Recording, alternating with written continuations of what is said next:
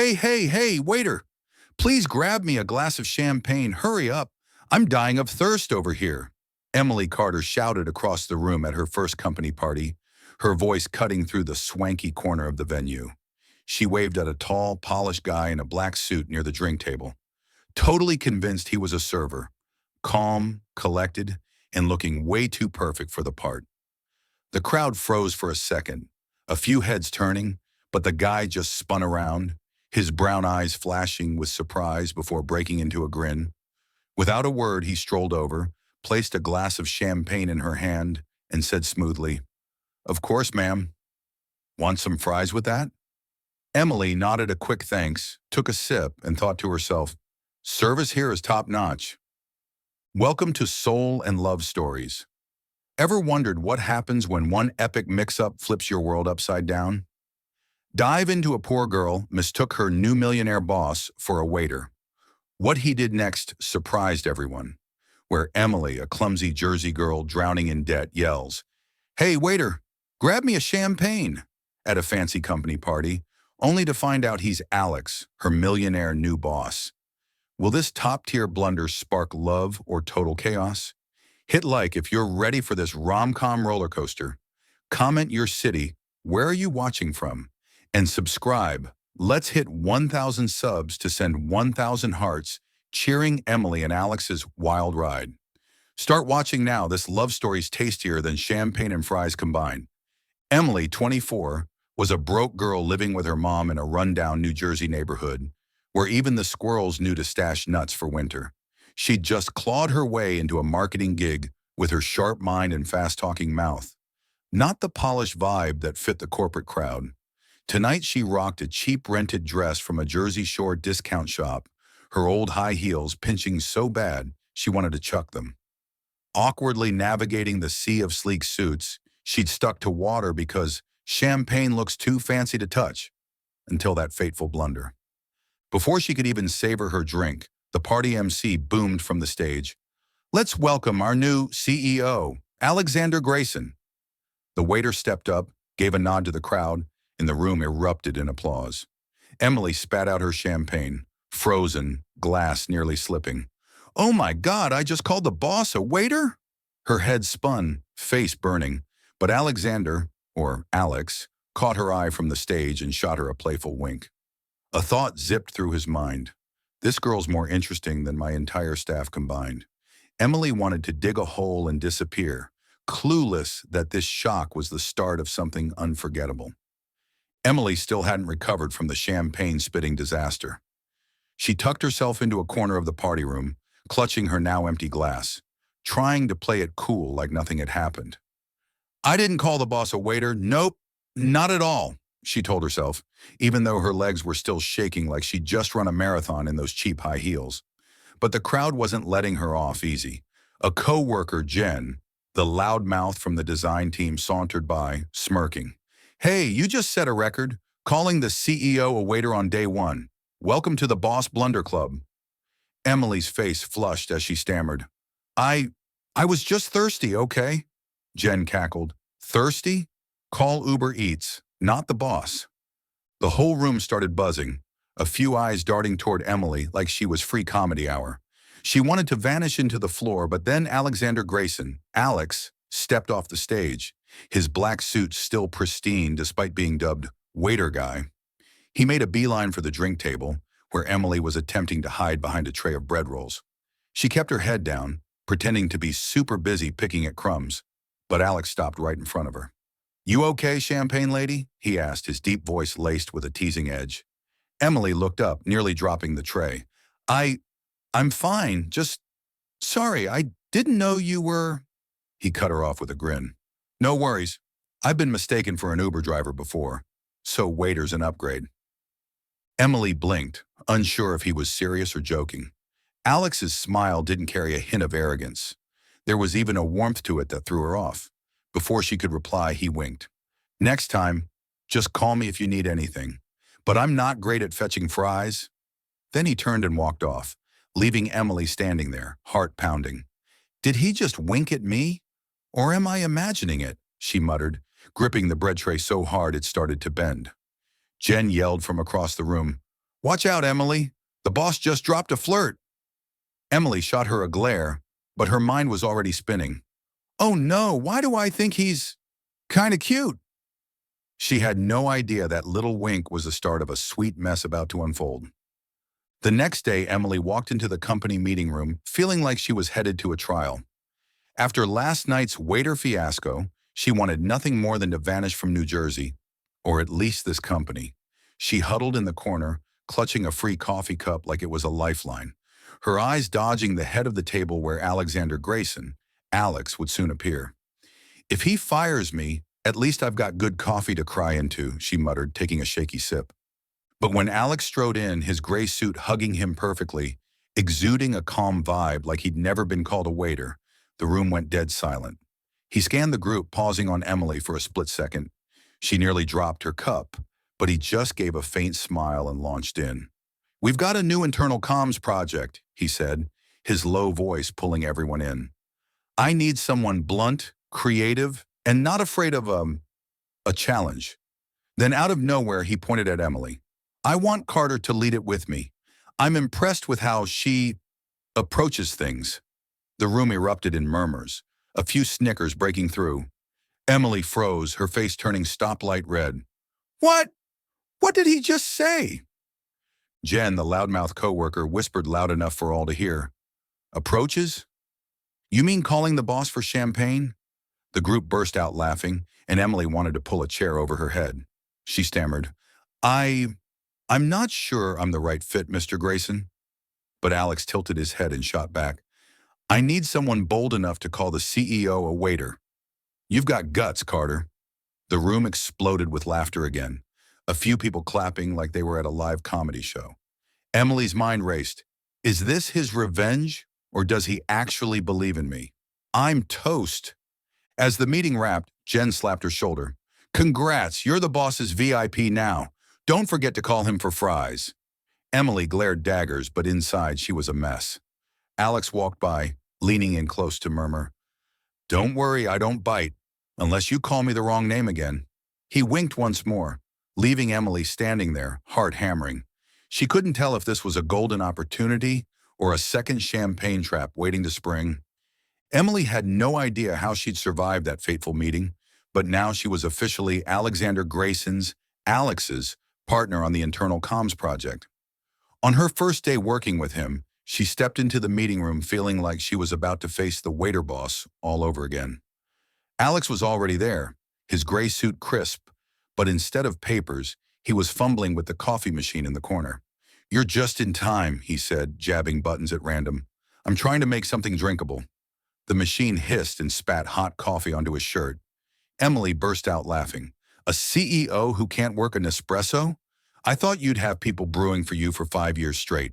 Alex shrugged, wiping his shirt. "I do, but I like doing it myself, even if I'm clearly terrible at it." They started working together, bouncing from the meeting room to a company tour, then ditching the office for a nearby cafe because it's too stuffy in there. Emily was shocked at how UN CEO like Alex was. He had a dry sense of humor, like when she dropped her pen mid-presentation and he picked it up, teasing, "Were you about to call me to fetch a new one?" She blushed but started getting used to his jabs. Once, when the office water cooler sprang a leak, Alex rolled up his sleeves and grabbed a rag to mop the floor with the staff, leaving Emily dumbfounded. "Are you the boss or the janitor?" she asked. He smirked. "Multitasking CEO. You haven't seen me wash dishes yet." The accidental moments started piling up. They'd brew coffee in the office kitchen, hands brushing as they reached for the sugar, both jumping like they'd been zapped. One rainy afternoon, they hopped into the last available cab, sitting close, and Alex draped his jacket over her. "Don't let your mom blame me for getting her daughter sick," he said. Emily muttered, "She'd probably like you more than me." But the peak came one late night at work when she passed out on the desk from exhaustion, only to wake up to a box of donuts beside her with a note. "No fries, but these are better. Alex." Staring at the box, her heart raced. "Oh no, how does he know I love donuts?" Jen caught her with the box and winked. "Waiter boss is flirting at pro level now." Emily glared. "Don't get any ideas." But inside she was wavering. Alex wasn't just a CEO. He was this weird guy who sucked at making coffee, mopped floors like it was nothing, and quietly made her laugh. She told herself, no, he's the boss, no daydreaming. But his smile kept lingering in her mind, like that champagne she never finished that night. Working with Alex had gotten Emily used to his CEO who doesn't act like a CEO vibe. But trouble hit faster than a Jersey winter storm. Rumors started swirling through the company, from the hallways to the internal Slack channels. Emily's getting a leg up because she's tight with the boss. An anonymous message popped up in the group chat, complete with a winking emoji. Jen, the loudmouth co-worker, fanned the flames by yelling across the desks, "Hey Emily, is waiter boss bringing you donuts again tonight?" The room roared with laughter, but Emily wasn't amused.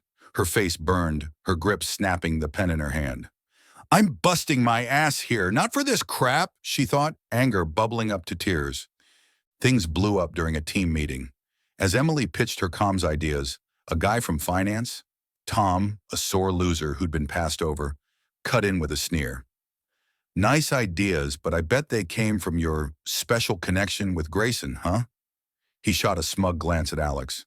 The room went dead silent, the air thick as lead. Emily froze, eyes welling up, ready to snap back, when Alex stood, his voice ice cold. "That's enough. I pick people who get shit done, not gossips. Emily's one of the best here. Tom, if you want to test your skills, see me later." He turned to Tom, eyes sharp as a blade. "And this cheap drama? I don't tolerate it. Out of the room now." Tom went pale, slinking out as the team gaped. Emily stared at Alex, torn between gratitude and confusion. He's really defending me? After the meeting, she lingered in the hallway, overhearing Jen whisper to someone, "Boss fired Tom because of Emily. There's definitely something shady." Emily clenched her fists, her mind a tangle. "I don't need him protecting me like this." She resolved to keep her distance from Alex. No more donuts, no shared cabs, just work. When he passed her desk later, asking softly, "You okay?" She gave a stiff nod. "Fine. Thanks, boss." He frowned, sensing the invisible wall she'd thrown up, and for the first time, his smile didn't show. After the rumor drama, Emily kept her distance from Alex like her life depended on it, sticking to emails, dodging his gaze in the hallways. But a late night at the office threw them together again. As she left the building, a downpour hit, Jersey rain that soaked you to the bone in 3 seconds flat. She huddled under the awning, clutching her files, muttering, "Great, now I'm officially the drenched employee." Right then, Alex appeared, his gray suit damp, hair a mess from sprinting from the parking lot. "You're still here?" he asked, his voice low but missing its usual teasing lilt. They stood side by side in silence, the rain roaring outside. Out of nowhere, Alex shrugged off his jacket and handed it to her. "Take it. Don't let your mom chew me out for getting her daughter sick." Emily hesitated but slipped it on, feeling his warmth, and something tumbled out of the pocket, a crumpled old photo of a beaming older woman. "Who's this?" she asked, curious. Alex glanced at it, sighing. "My mom. She passed after a business partner scammed her out of everything, a scandal that almost made me ditch it all for Europe." He gave a sad smile. "But I stayed, 'cause she always said, 'Don't run, fix it.'" Emily went quiet, seeing Alex not as the glossy CEO but as someone who'd once been broken. She blurted, "My mom was a server, wiping tables, carrying champagne like you that night." She chuckled softly. "Maybe that's why I thought you were a waiter." Alex looked up, his eyes lighting up. "Then I'm proud to be mistaken for one." They locked eyes, the air stilling around them. Emily went on, "She's got lung disease. I need this job to cover her bills. I don't want her worrying, so I keep smiling, even when I'm beat." Alex nodded. "You're like my mom, stubborn but tough." The space between them shrank, their breaths so close Emily's heart went haywire. Alex leaned in, his hand brushing her shoulder, and they nearly kissed. Lips just a whisper apart. But then his phone blared, a call from the company. He pulled back, muttering, "Sorry, I've got to take this." Emily turned away, face flaming. "It's fine. The rain's letting up." She stepped out, raindrops pattering on his jacket, her mind a mess. I almost kissed the boss? Oh no. Alex watched her go, gripping his phone thinking, she doesn't know how special she is. The rain stopped, but something between them had started, though neither dared say it out loud.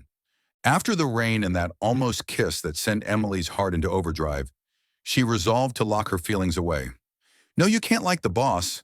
That's basic rules, she told herself, even though the scent of Alex's jacket lingered on her all night. But the next morning, Alex walked into the office with bombshell news. He'd been offered a chance to run a new branch in San Francisco, a huge opportunity, thousands of miles from New Jersey. He called her into the meeting room, his voice steady. Emily, I want you to come with me.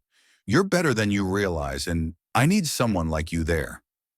Emily froze, staring at him. The guy who'd nearly kissed her in the rain was now asking her to upend her life. But her pride kicked in. Thanks, but I don't want to be your shadow, she said, her voice firmer than she expected. My mom's here. This job's mine. I'm not going anywhere. Alex frowned, a flicker of hurt in his eyes. I'm not forcing you. I just thought we were a team. Emily nodded but turned away. We're colleagues, nothing more. Good luck in San Francisco. Alex left a few days later. No promises, no backward glances. The office turned eerily quiet. No more teasing about fetching fries or the sight of a gray suit mopping the floor. Emily threw herself into work, but every glance at the coffee machine brought back that night with the donut box. Jen noticed, whispering, Boss is gone. You're really sad, huh? Emily shook her head. No, I'm fine. But inside, she wasn't so sure. Alex was gone, and she wondered if she'd just turned down an opportunity or something even bigger. With Alex gone, Emily was determined to prove she didn't need anyone's help, not even a CEO who'd once brought her champagne. She threw herself into the internal comms project, working around the clock, turning the ideas Tom had mocked into a campaign that set the company ablaze. When the national conference rolled around, Emily was nominated to present, not because of Alex, but because of her own grit. On stage, she spoke about boldness at work, tossing in a quip. I once called my boss a waiter, but at least I didn't call the wrong guy great. The room erupted in laughter and thunderous applause. She earned praise, even a job offer in San Francisco, but turned it down. I'm staying here, where I belong, she said, her gaze steady. Outside the office, Emily launched a community initiative, teaching resume writing and interview skills to underprivileged teens in New Jersey. She held classes in a rundown center, bringing cheap donuts and coffee, grinning at the kids. Don't call me a waiter, got it? The project took off, catching the local paper's eye. Jersey girl turns a mix-up into inspiration. Her mom, though frail, beamed with pride. You don't need anyone, Emily. You're strong enough on your own. Standing in the classroom, watching the teens scribble resumes, Emily realized she was no longer the awkward girl who'd miscalled her boss. She'd built something of her own. No Alex, no San Francisco required. But when Jen asked, don't you miss waiter boss even a little? Emily just gave a small smile. Sure, but I'm good. She had no idea fate was about to bring waiter guy back into her life in a way she'd never expect. Emily was swamped at a fundraiser fair for her community project in a small New Jersey park. She darted around, arms full of flyers, shouting, whoever dropped a pastry, pick it up. I'm not playing waiter here. The kids giggled, the air buzzing with energy. As she handed out free coffee, a stranger approached, holding a tray of donuts, sleeves rolled up on a simple shirt. No suit, no CEO swagger. Need more pastries? He asked, his low voice striking a chord. Emily spun around, nearly spilling the coffee. Alex? Alexander Grayson stood there, grinning wide. No trace of San Francisco or Blake Tech about him. You? What are you doing here? She stammered. Alex set the tray down, shrugging. I couldn't find peace in San Francisco. Not when the person I wanted to talk to every morning was here. Emily blinked, incredulous. Who? My mom? He laughed, loud and genuine. No, you champagne lady. I ditched the branch gig, came back to volunteer full-time for your project. He nodded at the tray. I gave up a lot to find you again. This is step one. Emily's jaw dropped, then she burst out laughing. Good, because I still need someone who makes coffee as bad as you. Alex winked. And I still owe you a cold glass of champagne, remember? She blushed, shoving the tray back into his hands. Go hand these out, waiter boy. He obeyed, blending into the crowd of kids, passing out donuts and joking with them. Emily watched, heart pounding, thinking, oh no, he's got me flustered again. Under the Jersey sun, they found each other, not as boss and employee, but as two people ready to start over. After the fair, Emily and Alex poured their hearts into growing the community project, turning it into a flame that warmed the poorest corners of New Jersey. Alex became a full-time volunteer, still terrible at brewing coffee, but always showing up with donuts for the classes, earning him the nickname Waiter Guy from the kids. Emily, now the program director, teased him. You should switch careers. CEO doesn't suit you. Alex grinned. I like this gig better, 'cause you're here. One evening under the fairground lights, Alex approached, holding a chilled glass of champagne and a donut. This time, I'm a real waiter. For you, he said. Emily took it, sipped, and laughed. You finally paid up. He leaned in, whispering, one more debt left. Before she could ask, he pulled her into a kiss, sweet, slow, amid the cheers of the kids around them. Emily blushed, pushing him back. What debt was that for? Alex winked. The rain night kiss we never finished.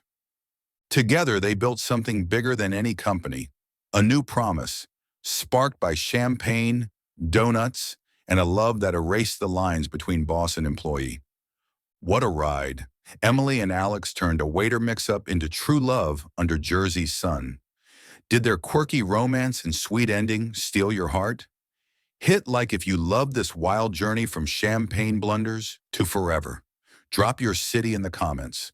Where did you watch their story unfold? And subscribe to Soul and Love Stories.